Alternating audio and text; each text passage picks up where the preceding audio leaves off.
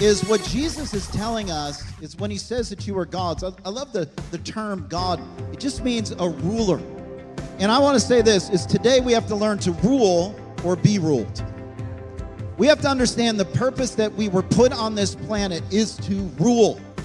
And when Jesus made that statement, he was telling them, listen, you guys don't know who you are. You guys don't know how the Father created you and what he's calling you to do. And he says this in Psalm 82, the psalmist writes, God presides in the great assembly. He renders judgments among the gods. Now, most of us, if you were raised as a Christian, when we think about heaven, we think about God sitting on his throne, Jesus is sitting next to him, and he's just making judgments. But what scholars believe, and what this psalm teaches us, is that God actually has a divine assembly around him. Not that he needs help in his decision making, but there is actually a presence of divine beings that when God speaks, he gets counsel from. Does that shake your paradigm a little bit? It's a little different paradigm than what most people have.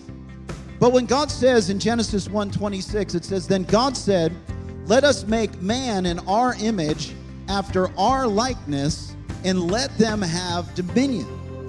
So God is speaking to divine assembly, saying, guys, let's make man in our image. But then he goes on to say that he made man in his image. He made man in his image. And he said this, he said, let us make man in our image after our likeness, and let them have dominion. Everybody say dominion. So there is a call of God on the believers that we walk in this authority that God has given us to take dominion.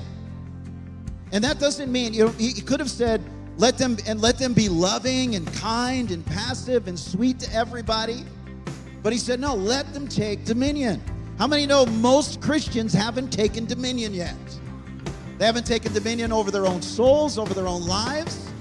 We're floating downstream in our culture because Christians don't understand what it means to rise up and to rule, not to be ruled.